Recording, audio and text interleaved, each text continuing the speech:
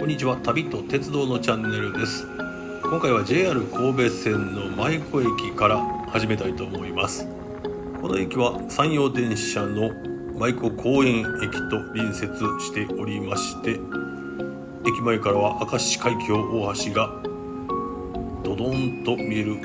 そういった立地となっております。この橋ができるまでは舞子駅は各駅停車しか止まらない駅でございましたが、橋の上にバス停が設けられ、淡路島や徳島に行く高速バスとの乗り換えの拠点となったため、快速列車が停車する駅へと昇格し、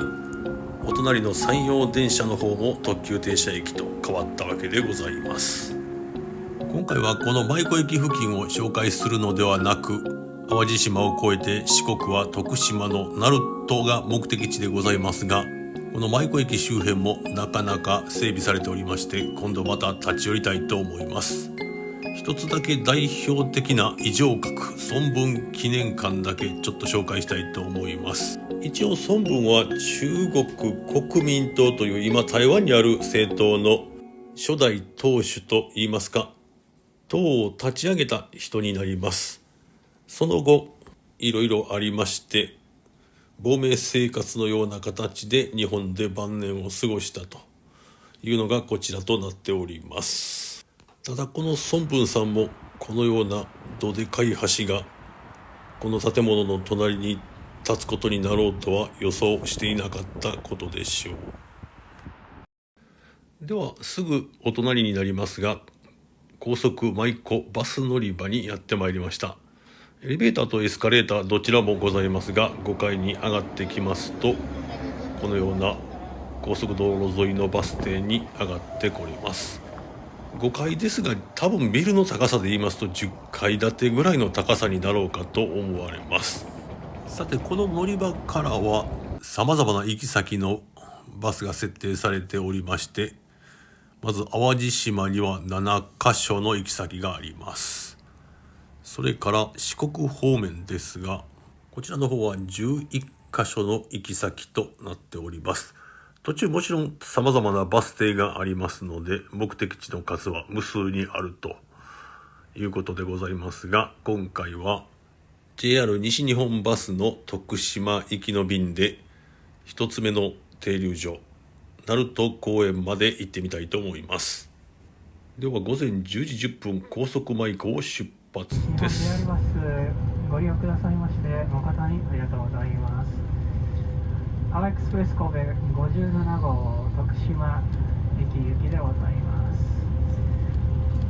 これより先途中鳴門公園口には10時56分、青々鳴門リゾート前10時59分、大塚国際美術館前11時2分、高速鳴門11時10分、松重11時19分、徳島大学前11時35分、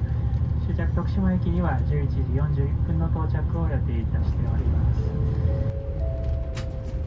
今日も JR 高速バスをご利用いただきありがとうございます。このバスはアワーエクスプレス神戸号徳島駅行きです。お客様の安全のためセーフベルトは必ずお締めください。また走行中座席をお立ちになる際は十分ご注意ください。ということで、明石海峡大橋を渡りまして一つ目のインター、淡路インターのところでございますが、ここには淡路ハイウェイオアシスというサービスエリアが併設されておりまして、サービスエリアそのものが観光地と化しておりまして、ここへ向かうためのバスも設定されております。しばらく走りますと進行方向左手には大阪湾が見えてまいります。その昔ここに大きな観音さんが立っておりまして、一大観光地となっておりましたが、その後だんだんと観光客が減ってきて使われなくなり、朽ち果てて落下物が落ちてくるということで危険視されており問題となっておりましたが、無事に去年5月頃に解体が終了したということだそうでございます。淡路島北部は細長い地形となっておりまして、ほんの5分10分走っただけで今度は進行方向右側に播磨灘が見えてまいります。この日は平日でございまして、混むこともなくスムーズな走行でございます。一応 Google Earth の方で見てみますと、こんな感じの地形になっておりまして、このバスは淡路島内には一切止まりませんので、次の鳴門公園までは約40分少々で到着でございます。この道路、正式には神戸淡路鳴門自動車道と言いまして、淡路島内ではこのような高台を走りますので、非常に見晴らしが良くて、この日はよく晴れておりましたので、このような眺望を楽しむことができました。出発してから4つ目のインターが淡路島中央となりまして、この辺りからは淡路島の真ん中辺の山間部を通りますので、海が見えなくなります。この次が淡路島最大の都市洲本となります。この淡路島にも戦前には鉄道が走っておりまして、この洲本から淡路島の三原辺りまで南海電車が運行されていたようでございます。進行方向左手前方には山並みが見えてまいりましたが、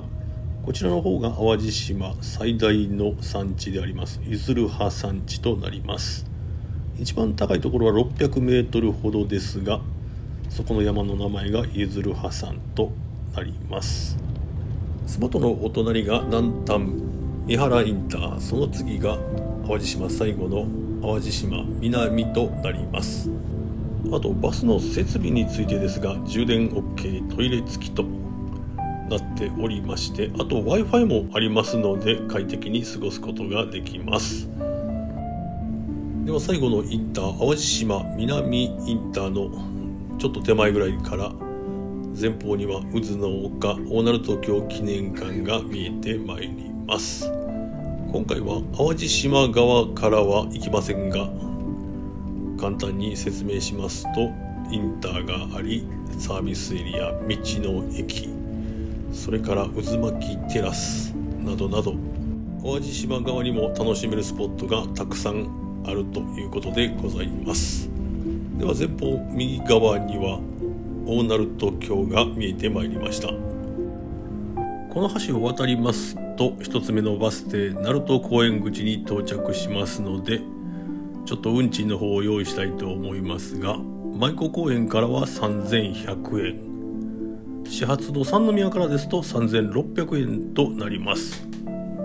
大鳴門橋は1985年に開通した長さが1629メートルの淡路島と四国を結ぶ橋となっております。ちなみに明石大橋の方は1996年ですので、鳴門大橋から11年経った後に開通した橋となりまして、こちらの方の長さは3911メートルということで、世界最長の吊り橋ということでございます。窓の方から足元の海を見てみますと、綺麗には見えませんが渦が発生しているようでございます。潮の満ち引きによって穏やかな時も稀にありますが、だいたい常にこの海峡は荒れているように見えるというのが普通でございます。一言で鳴門大橋と言いますが、橋は2つありまして、淡路島と徳島を直接結んでいるのではなくて、一つ島がありまして、こちらの上の方が大鳴門橋、下の方が小鳴門橋となります。降りるバス停はと言いますと、この半島のようなところの先端部となります。では乗ったバス停高速舞子からは45分ほどでしょうか、10時56分鳴門公園口に到着です。こちらが乗ってきた JR 西日本バスとなります。ちょっとうっかりしてまして、乗るときに映すのを忘れておりましたので、このピンクと青のラインのバスとなります。それからちょっと前までは晴れて穏やかだったイメージですが、急に風が強くなってきまして、風切り音がしますので、ちょっと音を絞らせていただいております。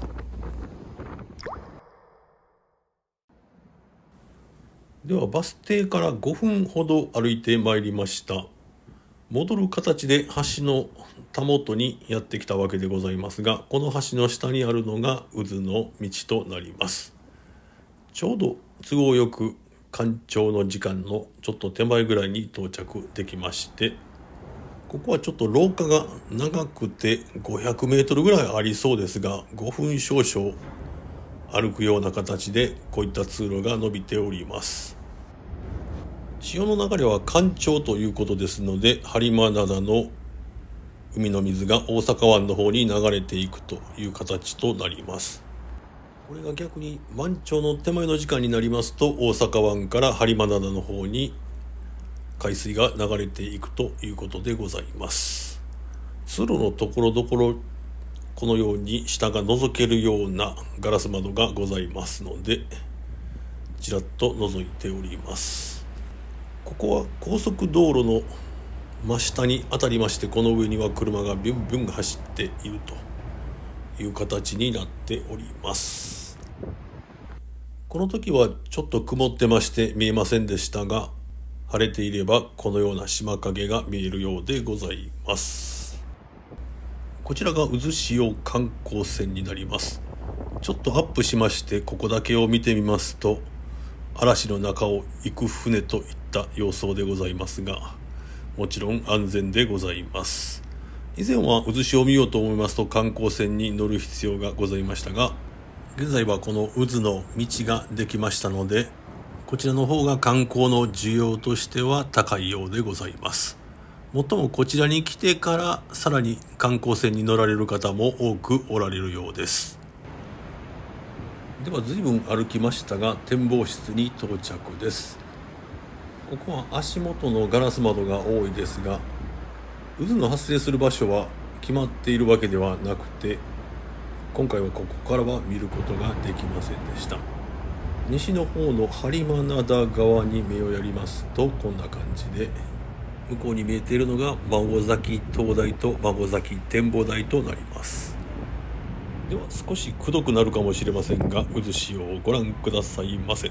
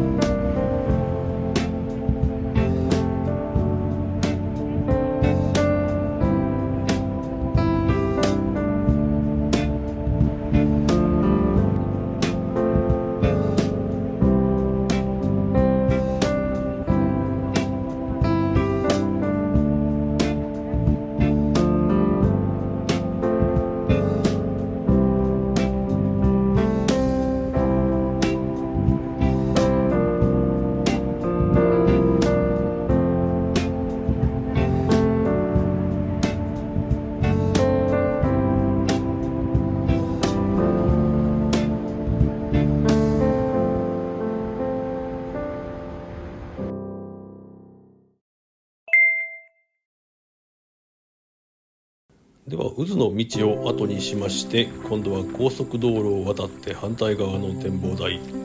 エスカヒルナルトに向かいます。この橋から続く高速道路沿いはかなり風がきつくて、おそらくティッシュペーパーとか1秒間で20メートルぐらい飛ばされそうな、そんな勢いでございますが、無事渡り終えましてエスカヒルナルトに到着です。施設の入場料になりますが、先ほどの渦の道とこのエスカヒルで共通チケットを販売しておりまして、価格の方は710円となります。では3次元バーコードをかざしますと、自動改札機のようなところが開きまして、このエスカレーターで上に登っていきます。これがなんとすごい長いエスカレーターでございまして、エスカレーターの全長は68メートル、上までの所要時間は約3分となっております。ここで降りましてもまたさらにエスカレーターがありますが、今度はちょっと短めのエスカレーターでございます。ではこちらが展望台からの鳴門海峡、鳴門大橋の景色となります。ちょっと風が強くて猛烈に寒いので、他の観光客の方もほぼ30秒ぐらいで退散していく劣悪な環境でございましたので、私も早々に切り上げたということでございます。では麓に降りてまいりまして、今度は路線バス徳島バスに乗車で鳴門駅まで向かいたいと思います。走っている道路は県道11号線となりまして、高速道路の下をくぐり、海が見える道をぐねぐねと曲がりながら進んでいく、なかなか眺望の素晴らしい道でございます。見るべきスポットとしましては、大塚国際美術館が近くにありまして、あとところどころに渦潮遊覧船乗り場がございます。移動の方はこの路線バスが非常に便利でして、まず値段の方が1区間110円からということで、非常にリーズナブルな交通機関になっております。距離によって値段は変わりますが、鳴門駅まで乗っても350円ぐらいだったかと思います。本数の方も想像していた以上に本数が多くて、あと行き先も鳴門駅を越えて徳島まで行くようなバスも設定されております。こちらが大毛島にある大毛海岸となります。さらにしばらく走りますと、この旅では最後の橋となります小鳴門橋に差し掛かります。右手前方にあるのが鳴門競艇場のようです。ということで、この橋を渡りますと 3,4 分で鳴門駅に到着。この先四国は徳島県内を列車で移動していきたいと思いますが、今回の動画はこの辺で終わりにしたいと思います。では最後までご視聴ありがとうございました。